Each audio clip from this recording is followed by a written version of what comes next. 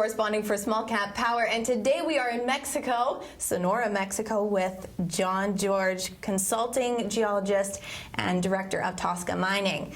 John, tell us about Tosca Mining, tell us a little bit about the structure of the company, and why the management in this case is so special. Okay, well, first of all, Tosca has been incorporated and around for about 8 years, and they had some advanced projects in Texas before this project we took on. So the management is very familiar with Texas, Mexico, and in fact exploring all around the world. As a matter of fact, the latest project we had as a team together was called the Creston Moly deposit, the largest moly deposit in Mexico.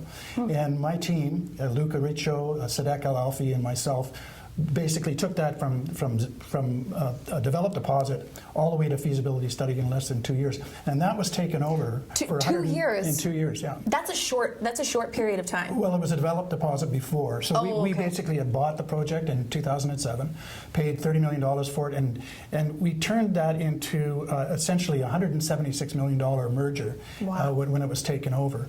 And on top of that team, that's the geological side, including myself.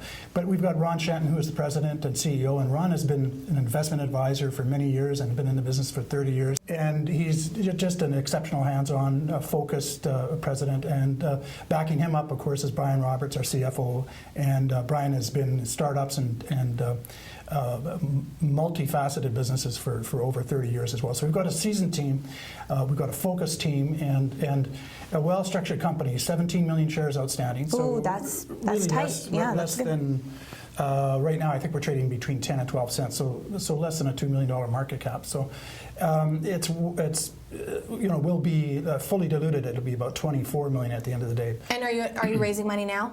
We will probably raise a little bit more here coming in a month ahead, just to augment our drilling program that we're going to be doing in 2014. We originally were going to do a very limited program, but now with some of the results we've got to date, we are looking at doubling our program, our drilling program. So that's what our intentions are now. And why are you doubling it? Just to ramp it up, get it going? We felt, given the widespread mineralization that we found on the property and some of the recent trenching, in our January 27th release, we confirmed some of the old trenches that were done, that doing a small program didn't do it justice. Okay, so you mentioned Texas and your moly deposit. What are you mining for specifically, and why Mexico, Sonora? I mean, you hear about silver in Mexico all the time. Absolutely. Is it silver? Is it moly? What are you looking for? Well, in this case, it is essentially copper. We're located right Copper in Mexico. Well, this is one of the biggest copper belt. This is the biggest copper belt where you are, Sonora, in Mexico, and we are right beside Mexico's third largest copper producer, which is called the Piedras Verdes mine, and it produces over 80 million pounds of copper per year.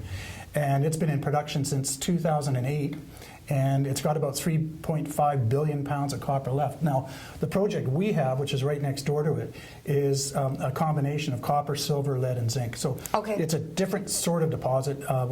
Again, it's not a deposit yet because we haven't drilled it yet. That's one of the most exciting things about this project is it hasn't been drilled. It's been trenched. There's mineralization on surface, and nobody's ever drilled it. So for the investors, grade is very important when we're talking about copper. So you hear this astronomical number, 80 million. What'd you say? Pounds. Okay. What's the grade? Okay, well, that's next door to us. And again, that's an operating mine, very large, the third largest in Mexico. Their grade is averaging about 0.25 per ton. And they've got over 670 million tons. So, and they've got some byproduct in that as well. But it's open pit SXEW, you call it. It's a heap leach type deposit. So, it's very economic, and it's producing all in at 162 per pound. So they're making good money even at 315 copper right now. It's called the Carroll Project. What makes it so attractive? What makes it unique? First of all, before we optioned this, we optioned 100% of it in October. The previous worker on it, the company Minera Alta Vista, put in about $500,000 of initial exploration on the project. And then 2008 came along, and we all know what happened to the junior sector after that. So it's been sitting there idle since 2008. They had done 17 trenches, opening up a wide, obviously quite widespread copper mineralization and silver on surface. This had never been drilled before, and now we're going to go in and go under these trenches and drill this project because we feel that its proximity to a major copper deposit and what the evidence we've seen on surface, it's got a real good potential for a brand new discovery. Okay, so after you've done all this work, do you think a possible buyout is? Well, you're right next door to a major producer. Is that the goal? That is an interesting exit strategy. At this point, we would probably, our goal is first of all to drill this, to see what we've got, and yes, if we could interest the next door neighbors, that could be an excellent possibility for our investors. If you go onto ToscaMining.com, which is their website, read their news. What's really important about their news, I thought, was your January 27th release. Right. Which seemed to be right on par. Well, it did. We opened up 2 trenches that had previously had exceptional results. One of the trench 8 previous results were 0.86% copper over 48 meters on surface, and so that's very significant. And so we went back in there and we just basically validated that the copper was in fact still there, and that the previous operators on it had done a proper job, and we did confirm that. So that verifies and justifies our going ahead and doing a drill program. There's risks in everything. What are the risks in developing this project? Well, the biggest one, of course, is to see if we hit on the first drilling. I mean, you go under these trenches that look very good on surface, and they've got long mineralized zones. What happens underneath? We don't know. And the only way to really justify or really find out is put a hole down there and see how it continues at depth. So, assuming that we do have some positive results with the shorter holes, with the 100 to 125 meters, what our intent then would be after, followed up with deeper holes to see if the system continues even deeper. So, okay. So when does the drilling commence? We were hoping to do a financing in the short term, and then we would like to see the drilling start probably end of April, beginning of May, in that time period. I've heard wonderful things about working in Mexico with the team support that you have down there. It's fantastic. It's like I've worked on and off down there since 1994, and there are a lot of people feel it's dangerous and whatnot, but you really get away from the border areas, and it's very warm and it's very safe, and we've had nothing but positive experiences.